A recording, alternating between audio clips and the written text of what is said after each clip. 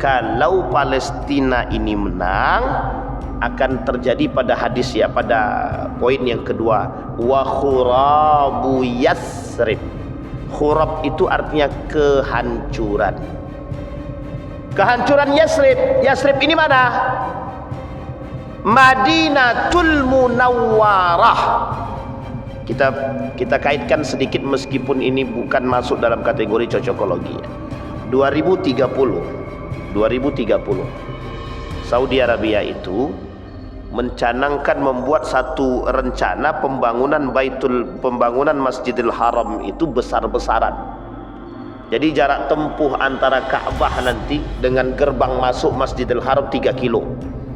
Prediksi 3 kilo. Jadi Bapak Ibu bisa bayangkan berapa besarnya nanti kita jalan dari masjid ini ke gerbang tuh 3 kilo jalan kaki. Kira-kira itu besar apa kecil? Nah, itu bisa dibayangkan sebagaimana besarnya Masjidil Haram itu, dan akan dibangun semegah mungkin. Assalamualaikum warahmatullahi wabarakatuh.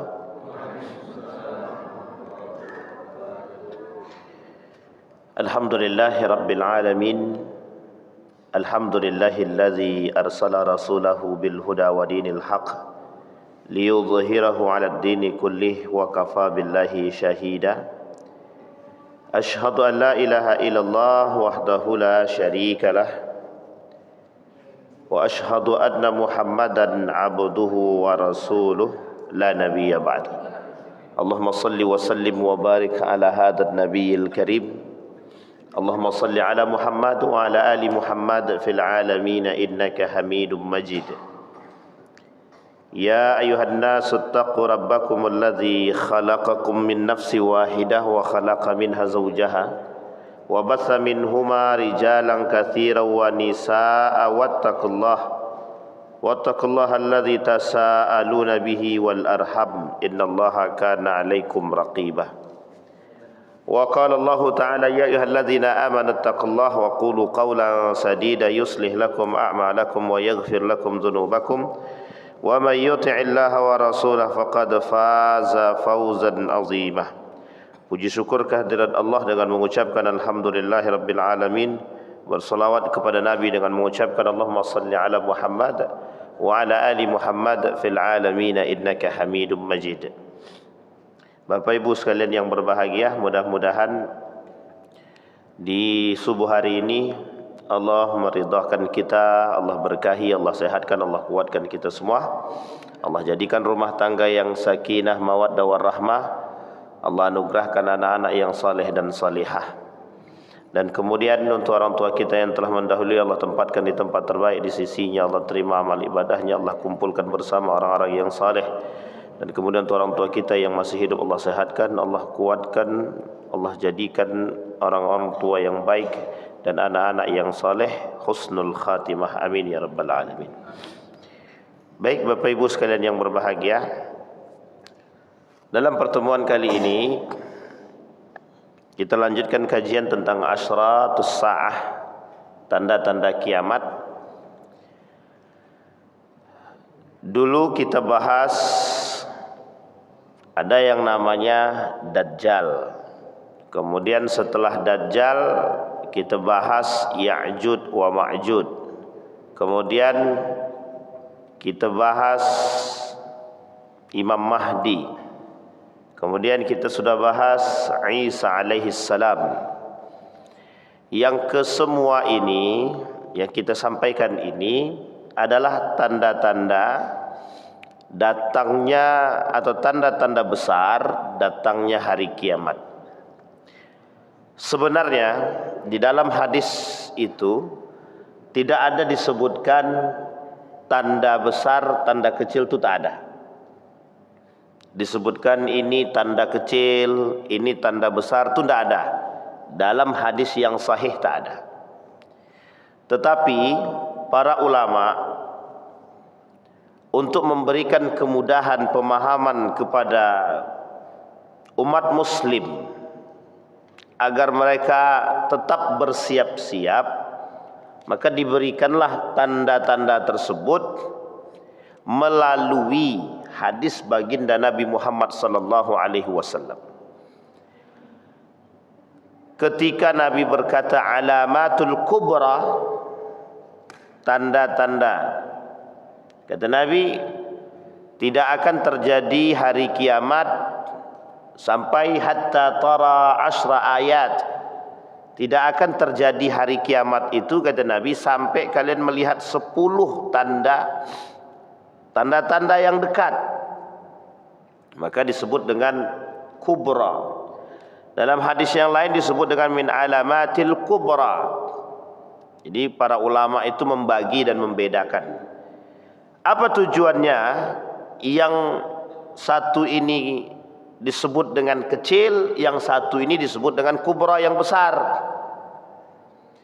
Supaya ketika yang kecil ini disampaikan, yang tak menyebutkan tanda-tanda spesifik ini, agar umat muslim mampu mempersiapkan diri sebelum datangnya yang 10. Nah, ini yang penting untuk dipahami. Sehingga ketika yang 10 datang, nah yang 10 ini tidak akan datang sampai datangnya yang kecil-kecil itu. Sehingga kita perlu memahami gaya berfikir para ulama agar umat muslim itu bersiap.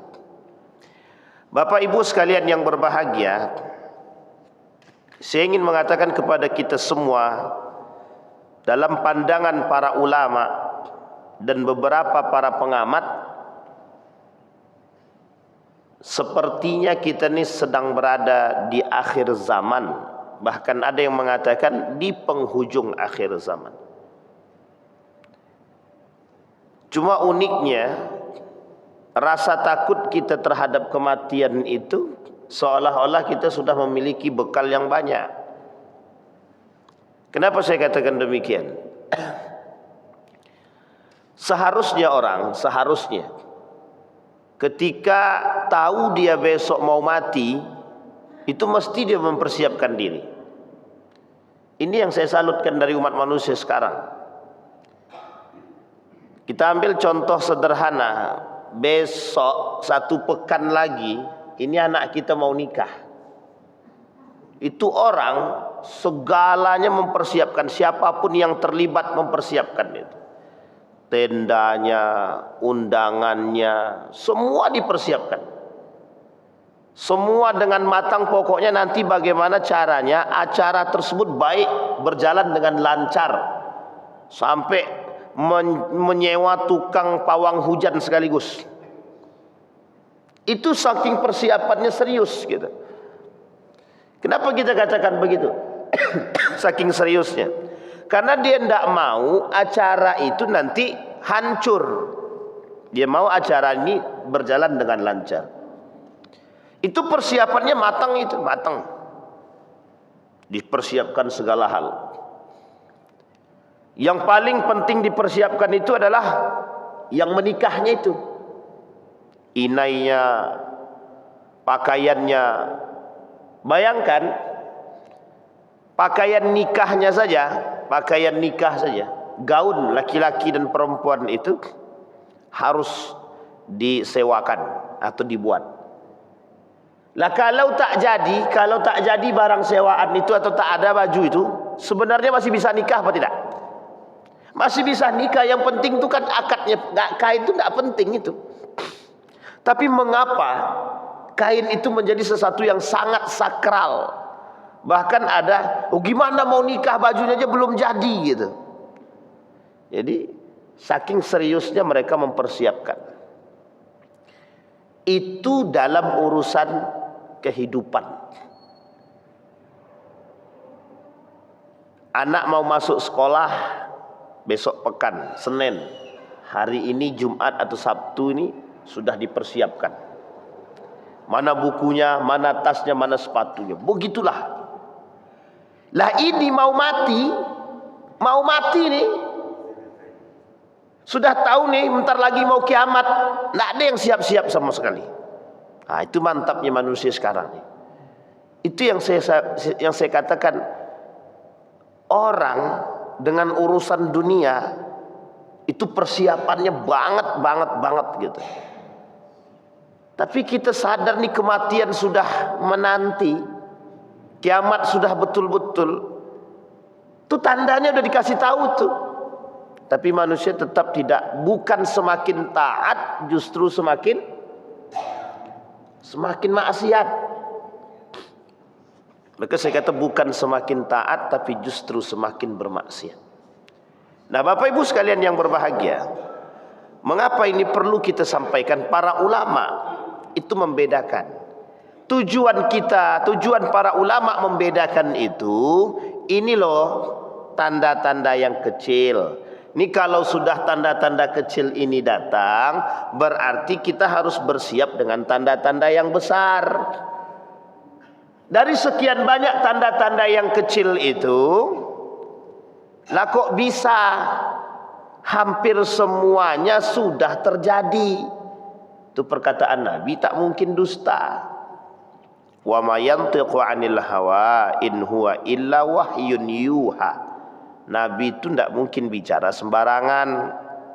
Mesti setiap yang diucapkan Nabi ini wahyu, berdasarkan daripada perintah Tuhan Allah, pengawasan dari Allah. Itulah yang membuat Nabi itu maksum, terjaga daripada perbuatan yang salah.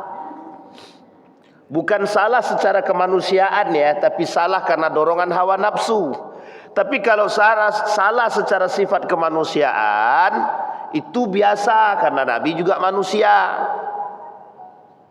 Kata Allah dalam Al-Quran, katakanlah bahwa sesungguhnya engkau adalah manusia, biasa seperti kita sama. Jadi kalau Nabi lupa, itu biasa, memang itu sifat manusia.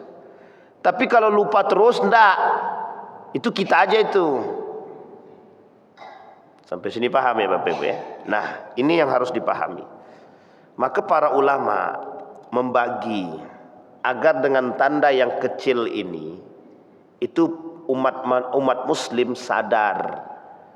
Misal kita ambil contoh zinah yang merebak, zinah yang terjadi di mana-mana, itu sudah kita temukan. Pemimpin-pemimpin yang zalim bermunculan, sudah kita temukan. Wanita-wanita yang tidak taat kepada suaminya, sudah kita temukan.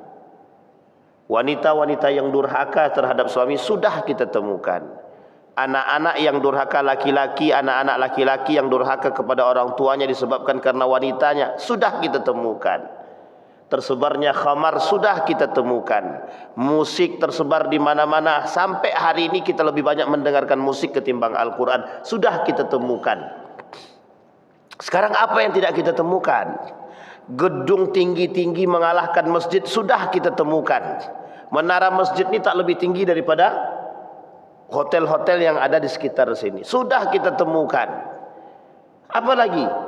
Jumlah laki perempuan lebih banyak, boleh dihitung sekarang. Perempuan lebih banyak apa? Lebih banyak laki-laki. Sudah kita temukan. Tanda-tanda itu sudah jelas semua. Apa yang tak kita temukan? Ini tanda-tanda kecil. Yang tanda-tanda kecil ini, mulai dari penaklukan sudah kita temukan. Perang terjadi, sudah kita temukan. Nabi lahir, Nabi wafat, sudah terdahulukan. Jadi semua itu sudah terjadi. Hampir 80% bahkan 90%. Dari tanda-tanda itu, yang kecil-kecil ini sudah terjadi. Tinggal lagi kita melihat tanda-tanda yang besar ini, yang disebutkan oleh Nabi tidak akan terjadi dalam sekian banyak hadis. Tidak akan terjadi hari kiamat sampai kalian akan melihat 10 tanda-tanda. Nah, 10 tanda-tanda ini itu menjadi kedekatan datangnya hari kiamat. Makanya disebut dengan saking dekatnya hari kiamat itu, dengan tanda-tanda yang 10 ini, maka disebutlah alamatul kubra, tanda-tanda besar. Syekh Al-Arifi, Syekh Mutawalli Sya'rawi, Al-Fatahillah dan lain sebagainya, banyak para ulama yang membahas. Nah, sekarang Bapak Ibu, kajian akhir zaman ini termasuk persoalan kiamat itu menjadi kajian yang memang sekarang ini harus disuguhkan. Harus untuk kembali membuka lembaran para umat muslim yang sudah terlanjur masuk dalam jalur-jalur kesesatan. Biar sadar cepat sebelum kiamat. Kalau dah kiamat, la yanfa'u imanuhum. Kalau sudah datang hari kiamat ini, sudah mulai datang, sudah sangat dekat sekali, tak ada lagi manfaatnya. Iman itu tak ada manfaat. Baik, ada satu hadis yang sahih. Hadis ini dari hadis Nabi yang sahih. Kata Nabi tentang al-ahadisul kubra fi akhir zaman. Kata Nabi dalam hadisnya begini: Umranu Baitil Maqdis wa khurabu Yathrib. Wa khurabu Yathrib khuruju malhamah. Wa khurujul malhamah wa fathul Qastantiniyah. Wa fathul Qastantiniyah wa khurujud Dajjal. Saya ulangi. Umran, ada yang mengatakan Imran tapi bukan Imran tapi Umran. Umranu Baitil Maqdis wa khurabu Yathrib. Ini tanda yang paling dekat yang harus kita pahami. Dan ini sudah mulai terasa sangat dekat sekali. Sangat dekat sekali. Umranu Baitil Maqdis wa khurabu Yathrib. Wa khurabu Yathrib wa khurujul malhamah. Wa khurujul malhamati wa fathul al-Qastantiniyah. Wa fathul Qastantiniyati wa khurujud Dajjal. Dah, ini ada beberapa poin. Sebelum nanti kita masuk pada poinnya, kita terjemahkan. Umranu Baitil Maqdis, pembangunan Baitul Maqdis. Baitul Maqdis ini di mana? Palestina. Palestina ini di mana? Yerusalem. Yerusalem ini di mana? Di Syam. Yang Syam ini disebutkan oleh Nabi dalam hadisnya di berbagai macam hadis. Oke Bapak Ibu ya, Syam. Syam itu Yerusalem, Palestina, Israel bagian sebelah, kemudian Yordania, Libanon, Syria, dan beberapa hal yang lain. Dia yang negara-negara besar, Pak. Dan ini perbatasan. Nanti mereka berbatasan dengan Mesir. Ini salah satu tempatnya. Di situ disebutkan Umranu Baitil Maqdis, pembangunan Baitul Maqdis. Diterjemahkan oleh para ulama, pembangunan Baitul Maqdis itu diartikan sebagai kesejahteraan dan kemenangan atas Palestina. Kalau kita merujuk kepada pemahaman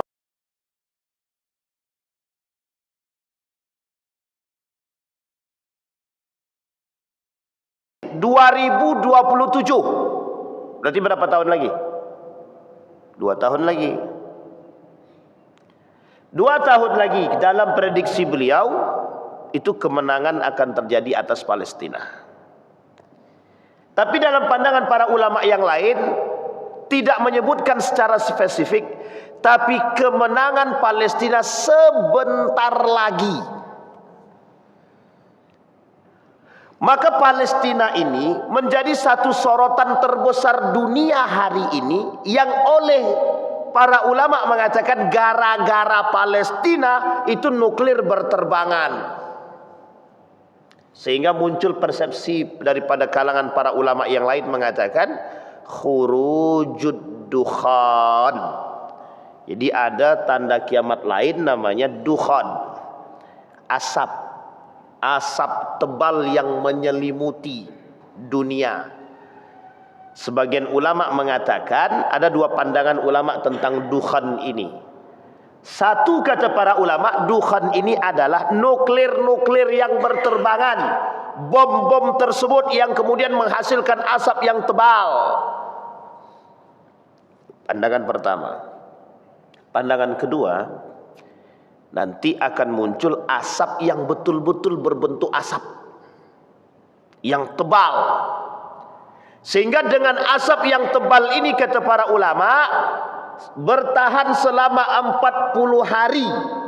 Selama 40 hari dalam dukhan itu, lampu tak ada yang hidup, listrik mati. Bapak Ibu tahu kalau rasanya bagaimana kalau PLN tak hidup? Kalang kabut atau kabut kalang? Cuma mati di jam 12, menunggu jam 12 sampai pagi itu padahal cuma setengah.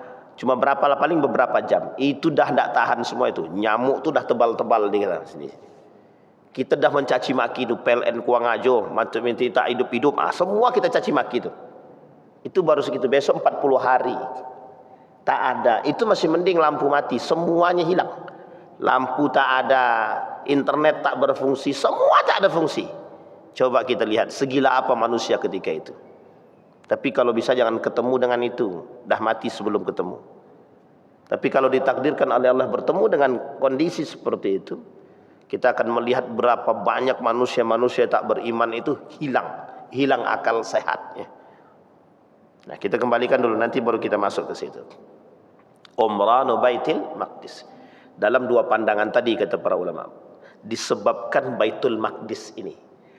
Perebutan Baitul Maqdis ini tidak hanya orang Yahudi saja. Tidak hanya Yahudi, tidak hanya Muslim, begitu juga Syiah. Dan beberapa negara yang lain termasuk agama yang lain. Nasrani juga termasuk. Untuk melakukan perebutan terhadap Baitul Maqdis. Maka kata para ulama, sudah sekian lama terjadi 100 tahun lebih. Tufan Aqsa, badai Aqsa ini sudah lama. Maka kalau diprediksi mungkin sekitar 100 tahunan, maka akan muncul kembali kemenangan atas Palestina. Nah, ini yang disebut, kalau Palestina ini menang, akan terjadi pada hadis ya, pada poin yang kedua, wa khurabu Yasrib. Khurab itu artinya kehancuran. Kehancuran Yasrib. Yasrib ini mana? Madinatul Munawwarah.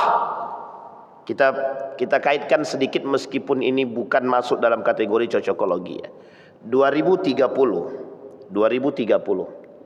Saudi Arabia itu mencanangkan membuat satu rencana pembangunan Masjidil Haram itu besar-besaran. Jadi jarak tempuh antara Ka'bah nanti dengan gerbang masuk Masjidil Haram 3 kilo. Prediksi 3 kilo. Jadi Bapak Ibu bisa bayangkan berapa besarnya nanti kita jalan dari masjid ini ke gerbang tuh 3 kilo jalan kaki. Kira-kira itu besar apa kecil? Nah, itu bisa dibayangkan sebagaimana besarnya Masjidil Haram itu. Dan akan dibangun semegah mungkin. Sekarang 2025. Berarti berapa tahun lagi menempuh 2030. Artinya dalam masa 5 tahun ini, itu kerajaan akan terus membangun bangunan yang megah di sekitar Ka'bah, dalam lingkaran Masjidil Haram. Baik itu di Mekah, begitu juga di Madinatul Munawwarah. Nah, Bapak Ibu sekalian yang berbahagia, kalau kita rujuk dalam sejarah, pernah terjadi kehancuran terhadap Yasrib ini. Ketika masa Yazid bin Muawiyah. Yazid bin Muawiyah ini anak daripada Muawiyah ibn Abi Sufyan pada masa dinasti Umayyah. Oleh Muslim ibn Uqbah pernah menghancurkan itu. Pertama. Yang kedua, ini akan terjadi. Dalam hadis yang sahih tadi, akan terjadi kembali Palestina menang khurabul Madin atau khurabu Yasrib, kehancuran Yasrib. Ini dalam urutan hadis tersebut. Sehingga Bapak Ibu, kalau kita perhatikan dalam hadis ini, setelah menangnya Palestina, itu tanda kehancuran daripada Madinah. Artinya, kalau dalam prediksinya 2027, 28, 29, 30 itu adalah masa kejayaan bagi daripada Palestina, maka ini bisa menjadi gerbang kehancuran bagi Madinah. Ini yang harus kita pahami, Pak. Artinya saking dekatnya sekarang dengan kiamat itu, Pak. Tanda-tanda kemenangan Palestina itu sudah nampak betul. Dan tanda-tanda kehancuran tempat yang disebutkan itu juga sudah nampak. Mungkin tidak dihancurkan melalui bom, bukan, tapi dihancurkan melalui tersebarnya virus-virus arus liberalisme, sekulerisme, pluralisme yang menjauhkan umat muslim daripada agama. Maksudnya apa itu? Kemaksiatan, kemungkaran secara zahir dipertontonkan. Itu yang kemudian menjadi pusat kehancurannya nanti. Sampai sini paham Pak ya? Perebutan kekuasaan itu bisa jadi menjadi poin kehancurannya. Jadi model kehancuran bukan hanya melalui bom, perperangan, bukan. Bisa jadi melalui kehancuran moral, adab, etik, dan agama itu sendiri. Yang kedua. Yang ketiga. Wa khurabu Yathrib wa khurujul malhamah. Setelah terjadi kehancuran Madinah, tak lama kemudian akan terjadi yang disebut perang terakhir, Malhamatul Kubra, perang besar. Kalau sudah terjadi perang besar, maka disebutkan wa fathul Qastantiniyah, akan kembali muncul yang disebut dengan kekuatan besar yang disebut dengan Konstantinopel.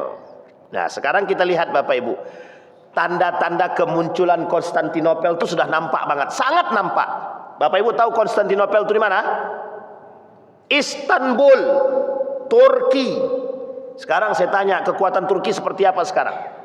Turki sedang membangun kekuatan yang besar, yang kelak dari sini akan muncul para pejuang-pejuang yang besar.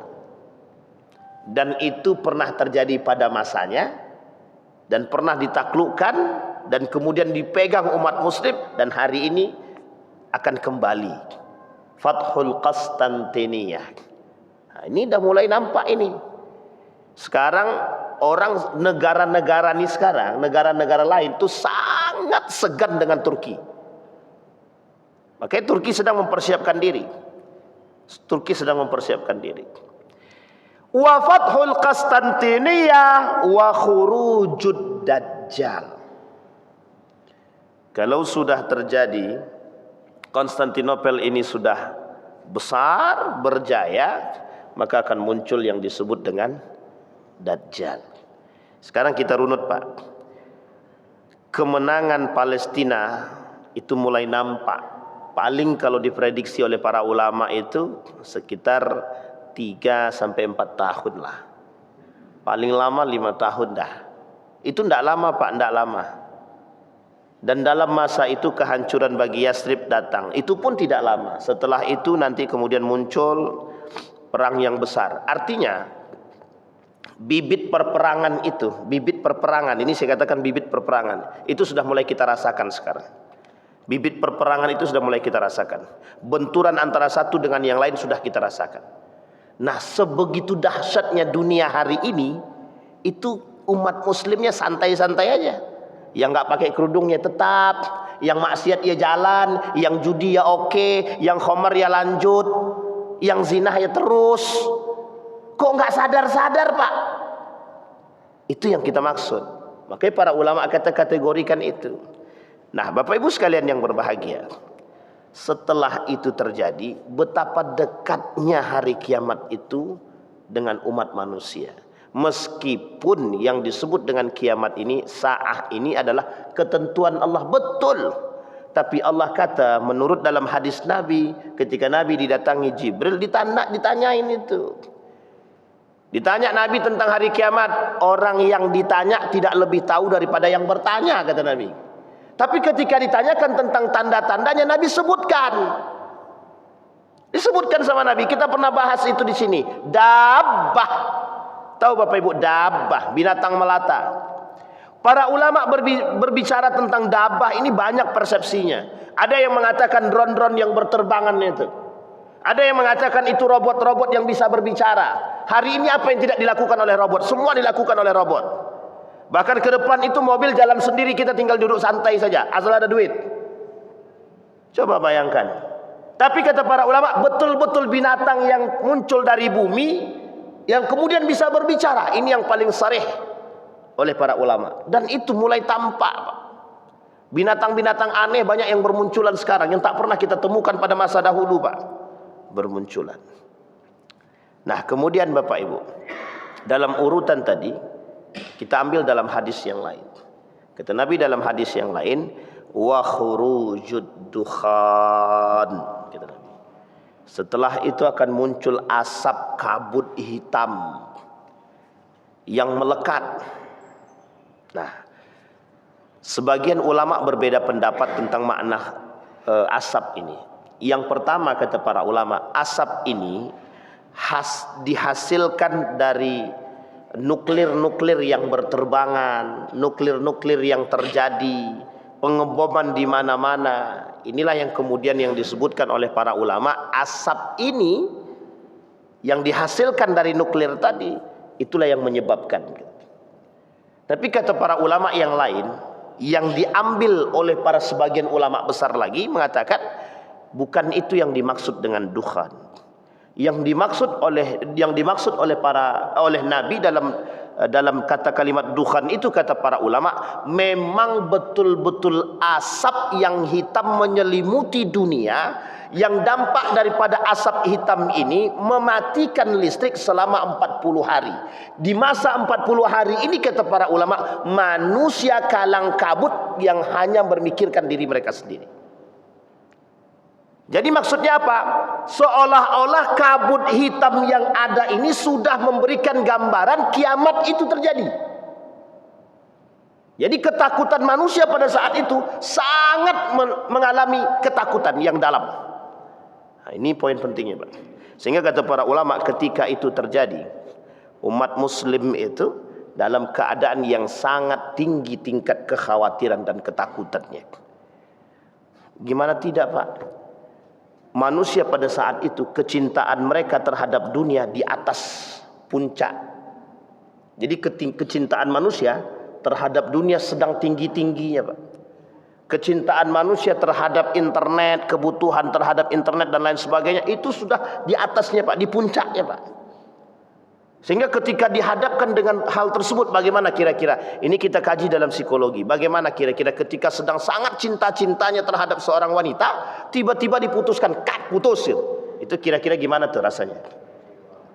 Jangankan gila, Pak, bunuh diri pun mau. Coba bayangkan. Waktu itu ketika masa itu, orang-orang umat muslim itu banyak yang mengaku muslim, tapi banyak yang tidak bertuhan. Makanya yang menyebabkan mereka ketika itu ketakutan, karena mereka tidak memiliki Tuhan dalam diri mereka. Tapi muslim. Muslim. Ini yang disebut dengan nifak itu. Fasik wan nifak. Orang-orang fasik dan nifak. Sekarang kita lihat.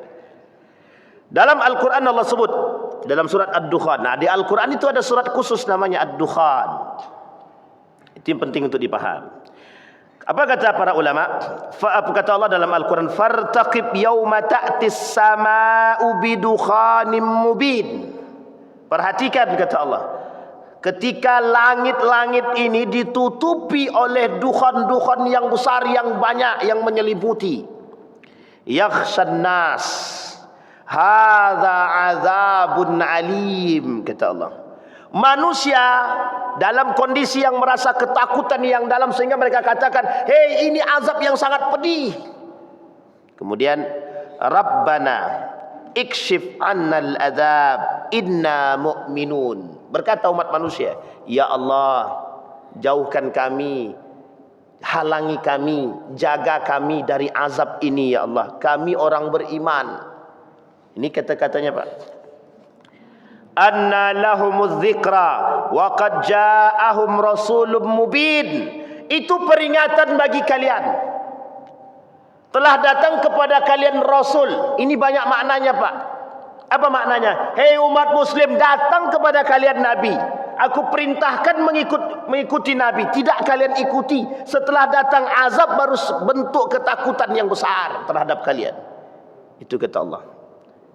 Rasul sudah ada, peringatan sudah ada, tidak dipelajari, tidak ditanamkan dalam diri. Ketika datang azab, datang kepada Allah, ya Allah kami takut. Sama halnya menyesal di akhir. Karena kalau di awal pendaftaran tak berlaku la yanfa'u imanuhum, tak manfaat lagi iman itu, Pak. Kata para ulama begitu. Nah, Bapak Ibu sekalian yang berbahagia, posisi ini yang terjadi. Maka kata Allah yakhshan nas, bukan yakhsha, yakhshan nas. Manusia tak kalang kabut. Semua manusia mengatakan ini azab yang sangat pedih. Bapak Ibu, kita bayangkan begini. Ketika kejadian ini, kita runut sejarah ya. Kita lihat Nabi Soleh. Ketika Nabi Soleh berdoa, ya Allah, turunkanlah azabmu bagi penduduk ini, ya Allah, yang tidak mau menyembahmu. Tapi Nabi Soleh pergi, kemudian orang-orang yang tadi menyembelih hewan unta Nabi Soleh tadi, itu Allah berikan. Nih bagaimana rasanya Bapak Ibu ketika itu turun, dalam cinta-cintanya terhadap dunia, dalam lagi senang-senangnya dengan dunia, dengan wanita, dengan harta, kekuasaan, yang mereka bangga dengan kekuasaan dan kekuatan mereka, tiba-tiba Allah datangkan gempa, Allah datangkan segalanya, Allah datangkan. Allah datangkan penyakit, Allah datangkan gempa, Allah semua Allah goyang. Bagaimana rasanya Pak? Ketakutan yang mendalam. Kira-kira secara psikologi bagaimana? Hancur Pak. Hancur sehancur-hancurnya. Itu tidak manfaat lagi itu ruqyah itu Bang. Tidak manfaat itu ruqyah, tidak bermanfaat. Semua tidak bermanfaat lagi itu. Anak tidak bermanfaat, istri tidak bermanfaat, harta tidak bermanfaat. Semua tidak ada gunanya Pak. Setiap orang dalam masa kalang kabut tersebut memikirkan diri mereka sendiri. Coba bayangkan. Mereka mulai kembali kepada Allah. Seolah-olah mereka mengatakan Allah ini adalah Tuhan penyelamat kami. Berdoa, beribadah. Coba bayangkan. Artinya apa kalau kabut terjadi selama 40 hari, matahari tak nampak? Kira-kira bagaimana urusannya itu? Semua gelap. Kalau semua gelap bagaimana? Kita ambil contoh Terowong Mina. Pernah dengar terjadi tragedi Terowong Mina 2006? Berapa jumlah manusia yang mati ketika itu? Ratusan ribu manusia yang mati hanya karena berada di terowong itu dan posisinya gelap, lampu mati, semua injak-injakan Pak, desak-desakan begitu. Apa yang terjadi? Mati Pak. Ratusan ribu manusia yang mati. Ustaz ini menakut-nakutkan kami. Saya tak menakut-nakutkan. Memang begitu keadaannya. Berarti Nabi menakut-nakutkan kita. Bukan, tujuan Nabi mengatakan begini, hei manusia, yang ketika itu mampu bertahan hanya orang beriman, yang sadar dia kalau ini adalah ketentuan Allah. Ini coba bayangkan Pak, kita ambil ilustrasi hari ini saja. Ini kita ambil ilustrasi ya, ilustrasi saja, tapi jangan langsung ditelan mentah-mentah. Ini ibarat nih orang yang di dalam masjid ini beriman semua misalkan. Nah sekarang perbandingannya berapa jumlah yang di masjid dengan di luar masjid kan gitu. Banyak yang luar apa dalam? Yang di dalam nih nanti kalau yang beriman di dalam ini itu bertahan. Semua tahu ini sudah ketetapan Allah. Yang di luar kalang kabut semua Pak. Dan Allah menjaga orang-orang yang beriman. Allah jaga orang-orang beriman. Sampai di sini paham Pak ya? Baik. Pemahaman yang ketiga kata para ulama, yang disebut dengan dukhan tersebut adalah kegelapan. Apa yang disebut dengan kegelapan di sini? Kegelapan di sini disebutkan adalah kelaparan yang terjadi, kehausan, bencana, kekeringan. Ini kata para ulama sebagian, kondisi ketika itu yang disebut dengan dukhan itu menyelimuti dunia itu adalah kegelapan. Artinya kegelapan itu adalah kembalinya masa kepada jahiliyah dulu. Gelap, bukan gelap tidak ada lampu, tapi lebih kepada manusia kembali kepada jahiliyah, kelaparan di mana-mana, kerakusan terjadi dan lain sebagainya. Tapi di antara tiga pandangan ini para ulama berpegang pada poin yang kedua. Kata para ulama yang benar itu, yang dipegang oleh para ulama adalah dukhan tersebut yang betul-betul bentuknya dukhan. Seperti yang Allah katakan dalam Al-Quran tadi. Fartaqib minas sama' kata Allah, fartaqib yauma ta'tis sama'u bidukhanim mubin kata Allah. Persiaplah kata Nabi. Semua itu akan terjadi dan itu akan Allah turunkan buat kita. Baik. Nah sekarang Bapak Ibu, pertanyaan selanjutnya terhadap dukhan tadi. Bagaimana perkataan Nabi tentang dukhan? Tadi para ulama sudah, Al-Quran sudah. Sekarang, An Hudzaifah qal, tala'an Nabi sallallahu alaihi wasallam alaina wa nahnu natadzakar faqala madza tadzakarun, kata Nabi. Nabi datang kepada para sahabat yang sedang duduk. Ini dari Hudzaifah. Kemudian Nabi tanya, kalian ngapain duduk? Nahnu natadzakar. Kami sedang membincangkan tentang, berdiskusi tentang sesuatu. Kami sedang mengingat-ingat sesuatu. Nabi tanya, kata Nabi, apa yang kalian perbincangkan? Kata para sahabat, nazkurus sa'ah. Kami sedang memikirkan tentang hari kiamat. 1400 tahun yang lalu para ulama sudah berdiskusi tentang hari kiamat. 1400 tahun yang lalu. Kira-kira para ulama, para sahabat Nabi sudah mempersiapkan diri atau belum? 1400 tahun yang lalu. Yang 1400 tahun yang lalu sudah siap-siap, yang sekarang bukan siap makin hancur. Sampai sini paham Pak ya? Kok semakin kita sampaikan tanda kiamat, semakin besar pula kemaksiatan itu. Ini yang lucu itu begitu Pak. Maka kata Zainuddin MZ itu, dunia ini memang aneh gitu deh. Maka yang aneh-aneh itu di akhir zaman itu yang selamat. Yang selamat itu yang aneh-aneh, kata Zainuddin. Karena memang hadisnya begitu kan. Fatuba lil ghuraba, kata Nabi. Yang selamat di akhir zaman itu yang aneh-aneh. Maksudnya aneh apa? Yang tidak ikut normalisasi kemaksiatan. Yang tidak menormalkan kemaksiatan, kemungkaran itu yang aneh besok itu. Nah, yang selamat itu yang begitu tuh Pak. Yang baik sama tetangga, yang suka membantu, yang sholatnya rajin. Besok kan masjid itu cuma imam sama makmum. Itu pun kalau ada makmumnya. Kalau enggak ya karpet jadi makmum. Itu ada masanya Pak, ada masanya nanti. Betul Pak, ada masanya. Nah ketika masa itu terjadi, disitulah persaksiannya Pak. Masjid-masjid karpet-karpet tak ada orang. Cantiknya bukan main. Sampai dikatakan Nabi dalam hadis itu, kata Nabi, kelak itu masjid itu semua megah, tapi sop itu tidak sampai satu. Tapi masjidnya megah, lantainya 2. Yang isi siapa? Ah, pandai-pandai lah tuh. Sampai sini paham Pak. Dan itu sudah terjadi Pak, sudah terjadi. Sudah mulai nampak indikasi itu. Maka kita khawatirnya Pak, yang tua-tua ini, habis masa yang tua-tua ini, yang muda-muda ini tak datang tak tidak itulah. Makanya kita bukan suuzon ya Bapak Ibu, tapi ini adalah peringatan bagi kita agar kita bisa mengajak generasi kita. Karena kalau tidak ya kita yang terjerumus Pak, mohon maaf. Kita yang merasakan, kita yang mengalami. Baik. Kata Nabi, innaha la taqumus sa'ah, lan taquma, kata Nabi. Innaha lan taqum. Dia tak akan muncul kiamat itu, kata Nabi, hatta taraun qablaha, sampai sebelum kiamat itu ada tanda, kata Nabi, yang kalian lihat.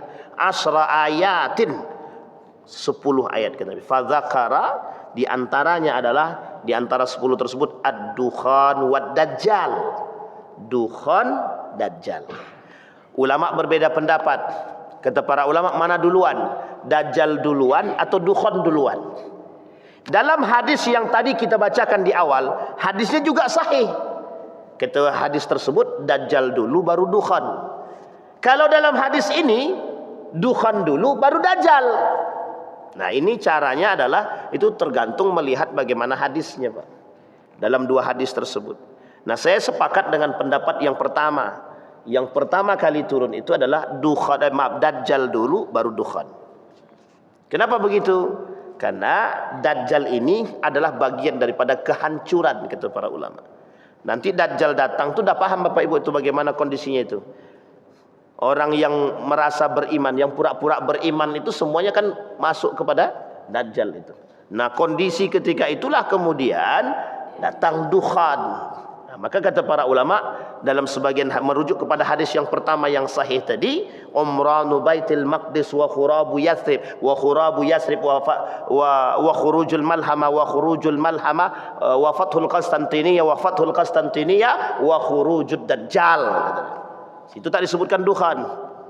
Jadi Dukhan dulu, Dajjal dulu baru dukhan. Tapi dalam hadis ini Ustaz, itu dukhan dulu baru Dajjal. Nanti kita lihat. Dalam hadis yang lain, wa an Abi Hurairah radhiyallahu anhu qala Rasulullah sallallahu alaihi wasallam badiru bil a'mal, kata Nabi. Hei umat muslim, orang beriman, kata Nabi, bersiapkan diri kalian, perbanyak ibadah, siap-siap, badiru bil a'malis salih. Dia ada dua tentang kalimat hadis tersebut. Yang pertama, badiru bil a'malis salih ka qita'il lail al muslim. Dunia ini seperti dua sisi mata uang yang harus kita siapkan. Maka jangan sampai nanti, kata Nabi, ada manusia malamnya beriman, siangnya kafir. Dan ada siangnya beriman, malamnya kafir, kata Nabi. Maka disebut ka qita'il lailil muslim, seperti bagian malam yang gelap, dan seperti sisi mata uang, yang sebenarnya saling melengkapi. Harusnya mata uang itu saling melengkapi. Kalau ini bukan melengkapi, justru di antara keduanya itu gitu. Malam dia muslim, besok malam dia mukmin, besok dia kafir. Besoknya dia mukmin, malamnya kafir. Begitu terus. Dan itu sudah kita temukan, Pak. Maka kata Nabi, badiru bil a'mal as-salih, persiapkan. Apa kata Nabi? Yang hadis yang kedua, badiru bil a'mal as-salih sittan, kata Nabi. Ada 6.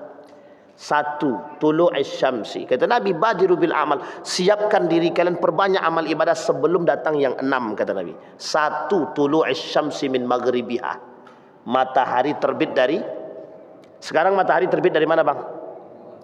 Timur. Besok matahari terbit dari barat. Sudah mulai terasa belum? Belum. Tenang.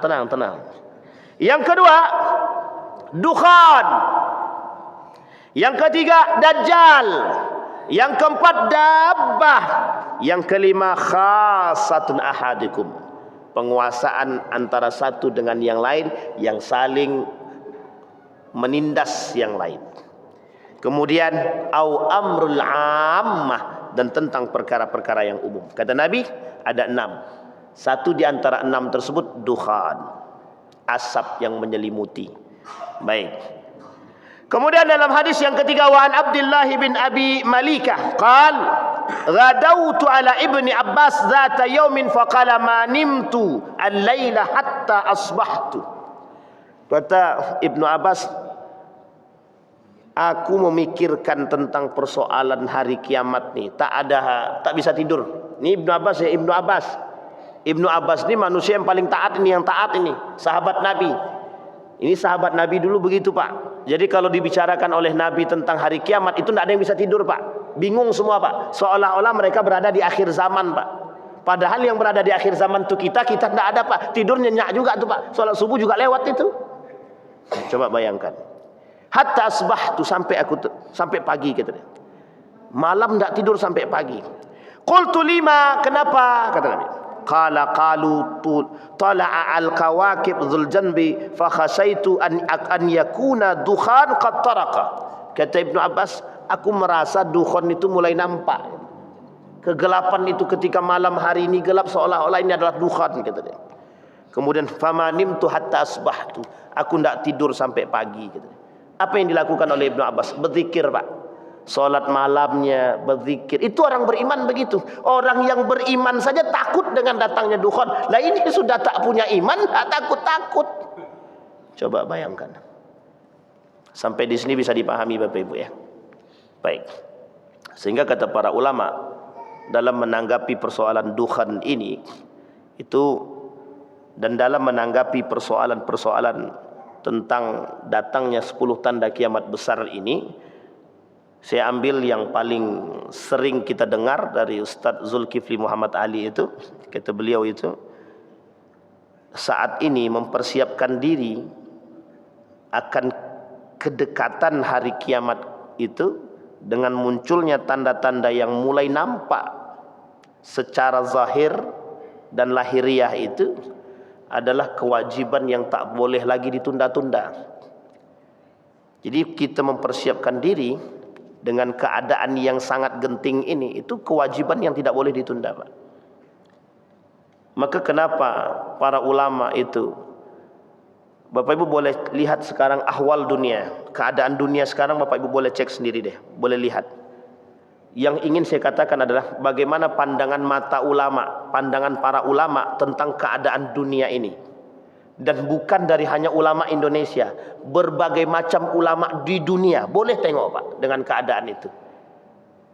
Yang betul-betul beriman hampir mengatakan sama Pak, kekhawatiran yang tinggi akan kedekatan datangnya hari kiamat. Sama Pak. Harusnya kita yang tidak memiliki iman ini, itu harusnya lebih takut dengan hal tersebut. Mereka yang beriman, yang hari-hari mereka penuh dengan ibadah saja, yang mereka pelajari tanda-tanda saja, masih takut, apalagi kita yang tak memiliki ilmu. Ini nasihat Pak buat kita semua. Sehingga Nabi ketika berbicara badiru bil a'mal itu tidak main-main Pak, tidak main-main betul. Nabi khawatir. Yang paling ditakuti oleh Nabi ketika Nabi mengatakan kelak, kata Nabi, ada orang yang paling bahagia. Itu bukan sahabat Nabi. Kalau sahabat Nabi, Nabi kata itu sahabatku, kalian sahabatku, kata Nabi. Tapi ada orang yang senang, yang bahagia. Siapa mereka? Mereka nggak ketemu dengan aku, kata Nabi, tapi mereka bersolawat, beriman, beribadah, mengikuti arahanku, kata Nabi. Tapi yang paling dikhawatirkan Nabi ketika di tenggorokan Nabi ini, ketika ruh Nabi sampai di tenggorokan itu, ummati, ummati, ummati, kalimat itu bukan tanpa dasar. Ini yang ditakutkan Nabi Pak. Yang ditakutkan Nabi dari perkataan Nabi, yang paling ditakuti Nabi dari perkataannya adalah akhir zaman Pak. Jauhnya umat manusia daripada arahan baginda Nabi Muhammad SAW. Sehingga mohon maaf Pak, banyak orang-orang yang tergelincir daripada keselamatan. Sehingga mohon maaf, banyak yang tidak selamat. Itu yang ditakutkan Nabi. Jadi Nabi sudah memikirkan kita 1400 tahun yang lalu, sudah dipikirkan oleh Nabi kita. Sementara kita yang mengaku cinta, kami cinta Nabi, cinta Nabi Muhammad, maulid Nabi, tapi refleksinya maksiat. Itu yang menjadi masalah kita hari ini. Nah, poin penting bagi kita, tengok kiri kanan, tengok atas bawah, tengok diri sendiri. Kata Agim, saya akan mempopulerkan kembali kalimat Agim. Kita mulai dari diri sendiri, dimulai dari keluarga, insya Allah. Mudah-mudahan di tengah subhat yang terjadi hari ini, kezaliman dan kemaksiatan yang merajalela, kita menjadi mutiara. Di antara kegelapan-kegelapan ini, kita menjadi cahaya. Bisa dipahami maksudnya Pak? Di antara kegelapan, meskipun ada lampu nih, ini bukan itu yang saya maksud. Kegelapan, kemaksiatan, kemungkaran ini, jadilah manusia sebagai lampu yang bisa menerangi. Ini Allah sebutkan dalam Al-Quran, miskatun kamiskatin fiha misbah. Al-misbahu fi, kata Nabi. Jadi kata Allah dalam Al-Quran, ada ruangan yang gelap sangat. Di antara ruangan gelap itu ada satu bolongan kecil. Di antara bolongan kecil itu ada lampu. Lampu yang kecil ini meskipun tinggi, wattnya sedikit, tapi mampu menerangi ruangan yang besar yang gelap. Jadilah manusia seperti itu, yang kelak di tengah kegelapan ini kita bisa menjadi manusia yang bercahaya. Apa maksudnya? Iman kita mampu menerangi kita di tengah kemungkaran, kemaksiatan yang terjadi di tengah kita. Mudah-mudahan apa yang kita lakukan menjadi poin penting pertanggungjawaban kita kelak di hadapan Allah Subhanahu wa taala. Tidak ada pertanyaan Pak? Alhamdulillah. Ada pertanyaan Bapak Ibu? Aman ya Bapak Ibu? Sudah siap menghadapi kiamat? Siap tak siap Pak? Siap tak siap? Jangan tanya kiamat Pak Ustadz, tanya aja apa yang harus kita buat besok. Yang penting Bapak Ibu, dalam setiap langkah hadirkan Allah, dalam setiap perbuatan hadirkan Allah. Insya Allah kita semua masuk dalam golongan orang-orang yang menghuni surga. Amin ya Rabbal. Kita berdoa kepada Allah. A'udzu billahi minasyaitonir rajim. Bismillahirrahmanirrahim. Alhamdulillahirabbil alamin. Hamdas syakirin, hamdan naimin, hamdan yuwafi ni'amahu wa yukafi'u mazidah ya Rabbana. lakal hamdu kama yanbaghi li jalali wajhikal karim wa azim sultanik. Allahumma salli ala Muhammad wa ala ali Muhammad. Allahumma faqihna fid din wa alimna ta'wil. Allahumma ighfir lana dhunubana wa dhunuba walidina warhamhuma kama rabbayana shighara. Allahumma ighfir lahum warhamhum wa'afihim wa'fu anhum. وأكرم نزولهم ووسع مدخلهم واجعل الجنة مثواهم. ربنا ظلمنا أنفسنا وإن لم تغفر لنا وترحمنا لنكونن من الخاسرين. اللهم انصر من نصر الدين واخذل من خذل المسلمين. اللهم انصر إخواننا المجاهدين في فلسطين وفي غزة وفي كل مكان. اللهم دمر اليهود، اللهم دمر اليهود، اللهم أهلك الكفرة والمبتدعة والمشركين أعداءك أعداء الدين. اللهم أعنا على ذكرك وشكرك وحسن عبادتك. اللهم اختمنا بالصالحين، اللهم اختمنا بالصالحين. ربنا هب لنا من أزواجنا وذرياتنا قرة أعين واجعلنا للمتقين إماما. اللهم اجعل القرآن العظيم ربيع قلوبنا ونور صدورنا وجلاء أحزاننا وذهاب همومنا وغمومنا. ربنا آتنا في الدنيا حسنة وفي الآخرة حسنة وقنا عذاب النار. والحمد لله رب العالمين. السلام عليكم ورحمة الله وبركاته.